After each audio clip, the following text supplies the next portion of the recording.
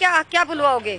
बताओ, ये इतना घट गया, मैं ऊपर बैठे, नीचे वाला को नहीं देख रहे, क्या होगा इसका? है कहीं भी नहीं है, यहाँ काट रखा है, ये कल को ये भी जागा, ये भी तो जागा। कुछ तो होना चाहिए गरीबी आदमियों के लिए। शासन इसमें मिक्स है।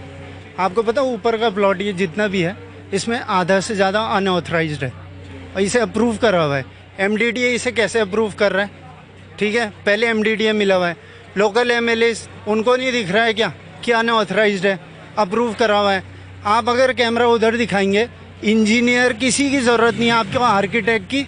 वो मिट्टी इतनी ख़राब है कि वो अभी भी धंसेगी और कम से कम 10 लोगों के घर हैं जिनके साथ यही होगा। उत्तराखंड में आफत की बारिश का कहर साफ तौर पर देखा जा सकता है। जी हां, पहाड़ से लेकर मैदानी क्षेत्रों तक उत्तराखंड में हुई मूसलाधार बारिश का कहर साफ तौर पर अब देखने को मिलने लगा है। आपको बता दूं, ताज़ा मामला राजधानी देहरादून का है, जहां पर देहरादून के चक्खूवाला में तकरीबन रात को 1:30 बजे एक मकान जमींदोज हो चुका है। तो ये भी बताना चाहूंगा, कल रात काफी तेज बारिश थी, जिसकी वजह से मेरे सामने या मेरे पीछे जो तस्वीरें आप देख सकते हैं, ये मकान किस प्रकार से जमींदोज हुआ है। जानकारी ये भी है कि 6 लोगों के इस मकान के नीचे, इस मलबे के नीचे दबे होने की आशंका थी, जिसमें से 2 लोगों की मौत भी हो चुकी है। तो ताज़ा एक्सक्लूसिव तस्वीरें आप जय भीम टीवी पर देख रहे हो। आपको ये भी बताना चाहूँगा कि मकान या मटेरियल देखकर ऐसा नहीं लग रहा है कि ये ज़्यादा पुराना मकान होगा, जो अमूमन छोटी सी बारिश से गिर जाए या जमींदोज हो जाए। दूर तक इस मकान का मलबा पड़ा है। मैं रोड पर अपने सहयोगी के साथ खड़ा हूं और तस्वीरें कुछ और क्लोज से आपको दिखाना चाहूँगा कि किस प्रकार से ये मकान जमींदोज हुआ। काफ़ी बड़ा ये मकान था, काफ़ी भीड़ भी यहाँ पर लगी हुई है, काफ़ी लोग यहाँ पर इकट्ठे हैं। मौके पर एसडीआरएफ की टीम पहुंची है, जहां पर घायलों को और जो लोग मर चुके थे या जो लोग मृत थे उनको रेस्क्यू यहां से कर लिया गया है। फिलहाल नगर निगम का जेसीबी यहां पर लगा हुआ है और मलबे को हटाने का काम कर रहा है। मैं गौर करना चाहूँगा इस पुस्ते पर, जो ये पुस्ता यहाँ पर बनाया गया था, जो इस मकान के ऊपर आके गिरा है, जिसकी वजह से ये मकान ध्वस्त हुआ है या ये मकान गिरा है। तो मैं आपको बताना चाहूँगा, ये एक डाउन में या निचले एरिया में ये मकान था, इसके ऊपर एक पुस्ता लगा हुआ था, जो पुस्ता बारिश को या पानी की वजह से नीचे ढह गया, जिसके बाद ये इस मकान के ऊपर गिरा और ये मकान अब पूरी तरह से ध्वस्त है, जमींदोज है।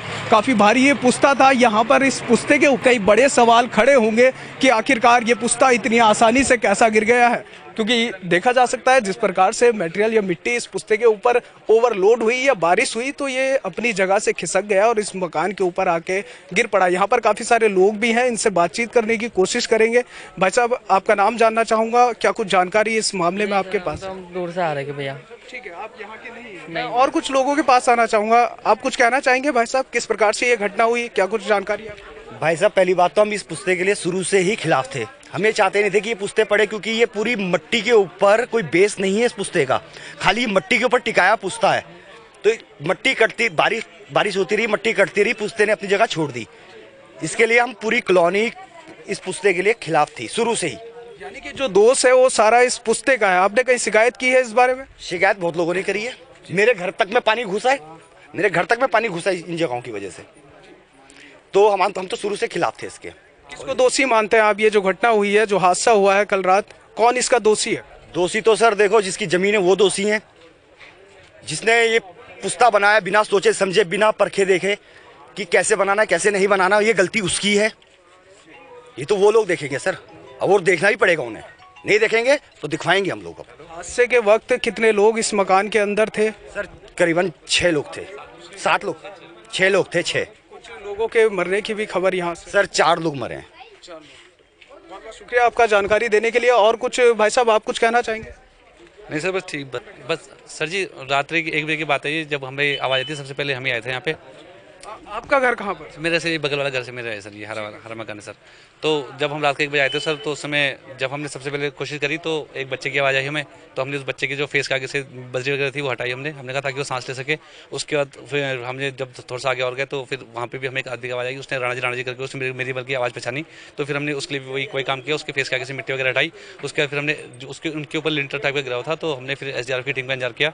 तो 1:30 बजे हमने कॉल की थी, तो 2:30 बजे के आसपास एसडीआरएफ एनडीआरएफ की टीम वगैरह आ गई थी यहाँ। अनुमान था कि इस प्रकार का हादसा यहाँ पर हो सकता है? नहीं सर जी, नहीं सर, हमें आज तक ऐसा लगता था कि जो पुस्ता है ये सरिया से आपस में दोनों तरफ से बंधा हुआ है ये, बट हमने आज देखा सर ये वन साइड बंधा हुआ था, वन साइड नहीं बंधा हुआ था। तो ये जो पुस्ता गिरा है पहले एक उस तरफ से गिरा है जिस तरफ से ये खोखला हो चुका था ये। खोखला हो चुका था। आपका मकान भी शायद पुस्ते से सटा हुआ है, आप क्या कहना चाहेंगे? जी सर, मेरे को शासन प्रशासन की तरफ से उन्होंने मेरे को कहा है कि आप अपने मकान में ना रहें जब तक इस पुस्ते का कोई विकल्प नहीं तलाशा जाता, तो फिर हम उसका विकल्प ढूंढ रहे हैं अभी इस समय। ठीक है, विकल्प ढूंढा जा रहा है। डर की स्थिति बनी हुई है क्योंकि काफ़ी मकान यहाँ पर पास में बने हुए हैं। मैं और इसके ऊपर आऊँगा, थोड़ा और यहाँ पर हम देखना चाहेंगे कि आखिरकार क्या कमी रही होगी या किस प्रकार से यह हादसा हुआ है।